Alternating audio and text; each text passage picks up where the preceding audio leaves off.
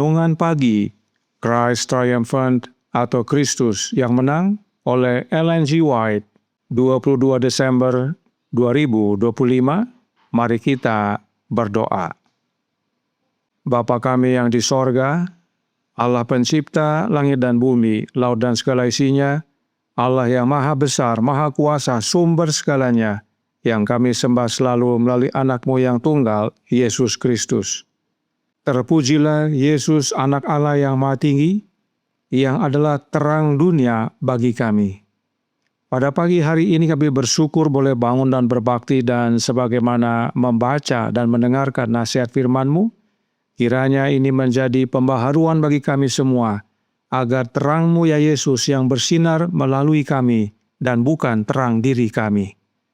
Beserta kami sepanjang perbaktian ini kehendak-Mu yang jadi, ampun kami akan dosa dan salah, karena kami berdoa hanya dalam nama anak Allah yang tunggal, Yesus Kristus, yang adalah Tuhan dan Juru Selamat kami. Amin. Renungan hari ini akan dibacakan oleh Ibu Gladys Torondek. Kepada Ibu Gladys, kami persilahkan. Shalom, selamat pagi untuk kita semua. Bacaan Renungan Pagi tanggal 22 Desember tahun 2025 berjudul Berhati-hatilah dalam menerima terang baru. Ayat inti terdapat di dalam 2 Petrus 1 ayat 16 yang berbunyi, sebab kami tidak mengikuti dongeng-dongeng isapan jempol manusia. Ketika kami memberitahukan kepadamu kuasa dan kedatangan Tuhan kita Yesus Kristus sebagai Raja. Kita harus berdoa memohon pencerahan ilahi. Dan pada saat yang sama, kita harus berhati-hati dalam menerima segala sesuatu yang disebut terang baru. Saya telah diperlihatkan bahwa tipu daya musuh adalah mengalihkan pikiran kepada suatu hal yang samar atau tidak penting. Sesuatu yang tidak sepenuhnya diungkapkan atau tidak perlu bagi keselamatan. Kita harus membiarkan prinsip-prinsip pekabaran malaikat ketiga tampak jelas dan nyata. Pilar-pilar iman kita yang agung akan mampu menopang segala beban yang dapat dipikulnya. Para pendeta kita harus berhenti membicarakan ide-ide mereka yang aneh dengan perasaan, kamu harus memahami maksudnya seperti saya, atau kamu tidak akan diselamatkan. Jauhi sifat mementingkan diri seperti ini. Pekerjaan besar yang harus dilakukan dalam setiap kasus adalah memenangkan jiwa bagi Kristus. Ada masa kesusahan yang akan datang bagi umat Allah. Tetapi kita tidak boleh terus-menerus menyimpannya di hadapan umat dan menahan mereka untuk mengalami masa kesusahan sebelumnya. Akan ada goncangan di antara umat Allah. Tetapi ini bukanlah kebenaran masa kini yang harus dibawa ke gereja-gereja. Itu akan menjadi akibat dari penolakan terhadap kebenaran yang disampaikan. Para pendeta hendaknya tidak merasa bahwa mereka memiliki beberapa ide cemerlang yang maju. Dan kecuali semua orang menerima ini, mereka akan terguncang. Dan suatu umat akan bangkit untuk maju dan naik menuju kemenangan. Sasaran setan tercapai, sama pastinya ketika orang-orang mendahului Kristus dan melakukan pekerjaan yang tidak pernah ia percayakan kepada mereka. Seperti ketika mereka tetap berada dalam keadaan seperti orang Laodikia, suam-suam kuku, merasa kaya dan berlimpah harta, serta tidak kekurangan apapun. Kedua golongan ini sama-sama merupakan batu sandungan. Beberapa orang yang bersemangat dan mengerahkan segenap energi untuk keunikan telah membuat kesalahan besar dalam mencoba menyampaikan sesuatu yang mengejutkan, menakjubkan dan memikat. Di hadapan orang banyak, sesuatu yang mereka pikir tidak dipahami orang lain. Namun seringkali mereka sendiri tidak tahu apa yang mereka bicarakan. Beberapa orang secara alami suka berkelahi. Mereka ingin terlibat dalam kontroversi. ingin memperjuangkan gagasan-gagasan mereka. Tetapi mereka harus mengesampingkan hal ini karena hal itu tidak mengembangkan kasih karunia Kristen. Berusahalah sekuat tenaga untuk menjawab doa Kristus, agar murid-muridnya dapat menjadi satu sebagaimana Dia satu dengan Bapa. Dikutip dari The Review and Herald, 11 November 1965. Terima kasih dan Tuhan Yesus memberkati.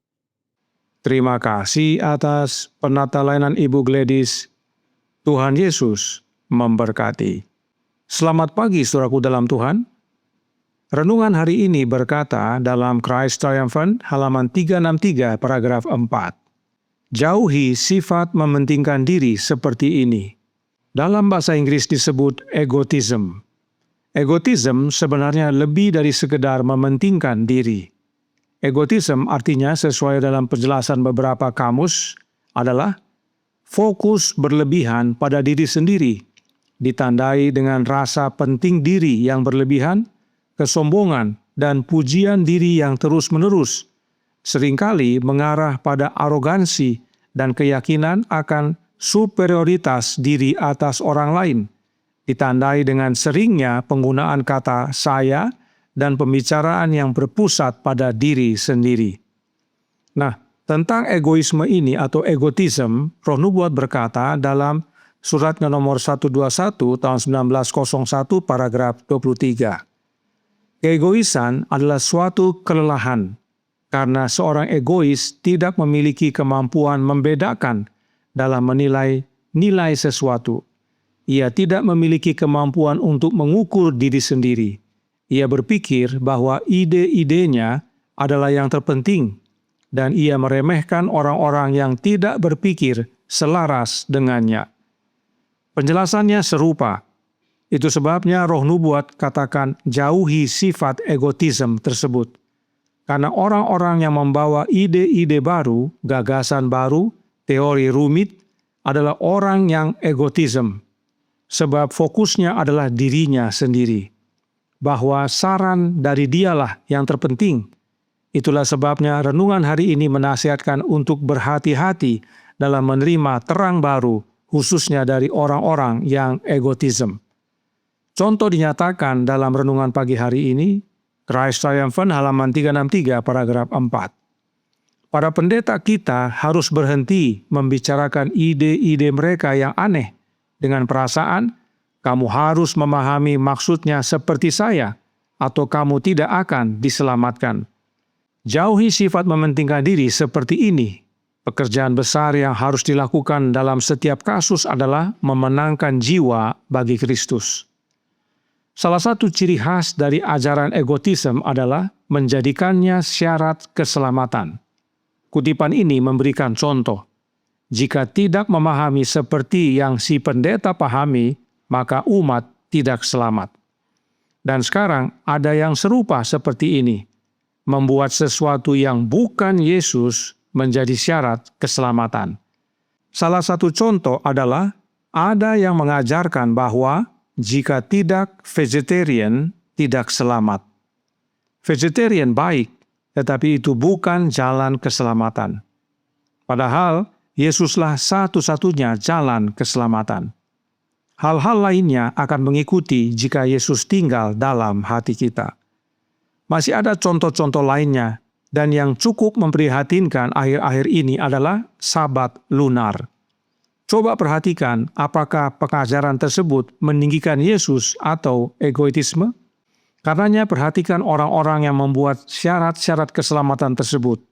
Umumnya fokusnya adalah ajarannya sendiri, dan atau prinsip hidupnya yang harus diikuti. Inilah bentuk egotisme. Jauhi sifat-sifat seperti ini, karena akan membuat kontroversi. Dan bila orang luar melihat kontroversi di dalam tubuh umat-umat Allah, maka mereka tidak tertarik untuk bergabung. Renungan hari ini lanjutkan dalam Christ Triumphant halaman 363 paragraf 8. Beberapa orang secara alami suka berkelahi. Mereka ingin terlibat dalam kontroversi, ingin memperjuangkan gagasan-gagasan mereka. Tetapi mereka harus mengesampingkan hal ini, karena hal itu tidak mengembangkan kasih karunia Kristen. Berusahalah sekuat tenaga untuk menjawab doa Kristus, agar murid-muridnya dapat menjadi satu sebagaimana Dia satu dengan Bapa. Saudaraku dalam Tuhan, jika saudara memperjuangkan gagasan bahwa 1. Jika tidak vegetarian, tidak selamat. 2. Jika tidak tinggal di desa, tidak selamat. 3. Jika tidak mengeluarkan anak dari sekolah, nanti binasa. 4.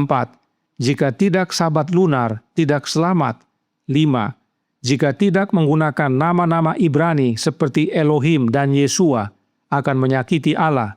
6. Jika tidak merayakan hari raya orang Yahudi, tidak selamat. Dan sebagainya, dan sebagainya.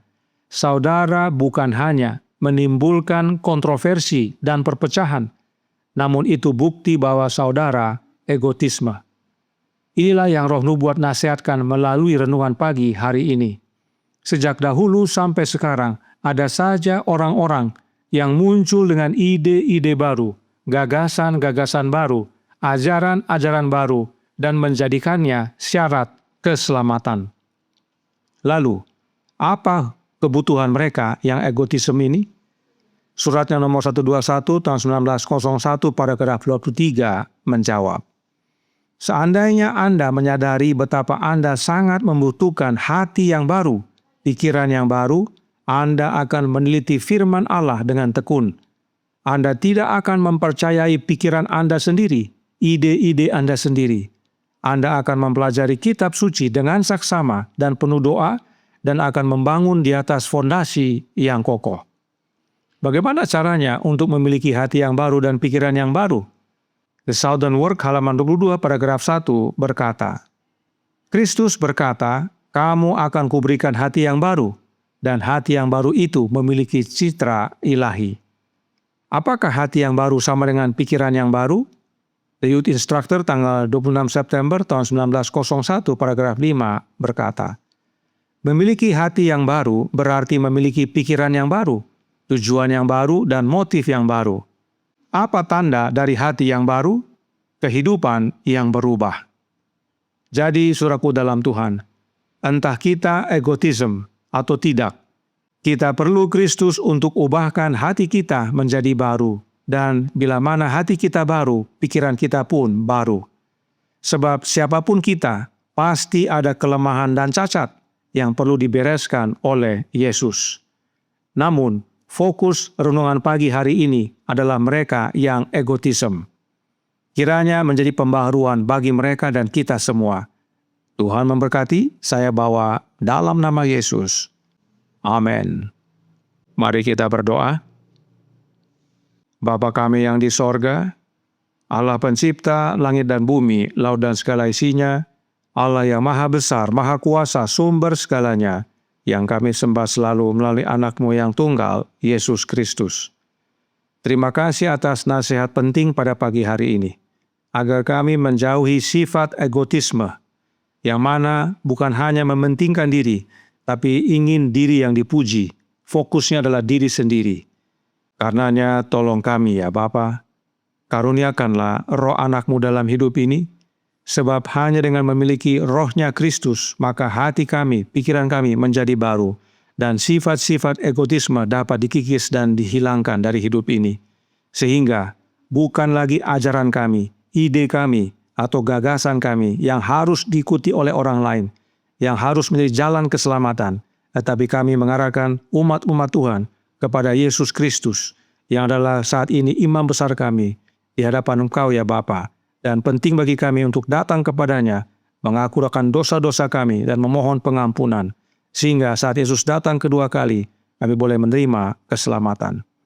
Beserta kami sepanjang hari ini kehendak-Mu yang jadi, ampun kami akan dosa dan salah, karena kami berdoa hanya dalam nama Anak Allah yang tunggal, Yesus Kristus, yang adalah Tuhan dan Juru Selamat kami. Amin.